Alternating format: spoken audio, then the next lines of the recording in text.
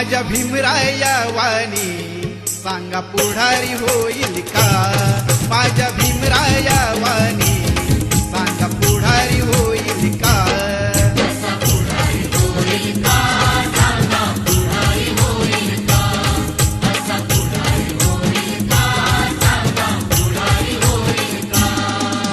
सुज्ञानाचा निर्मळ जरा भीमासारखा माणूस खरा जन्मा येईल का? माझ्या भीमराया वाणी सांगा पुढारी होईल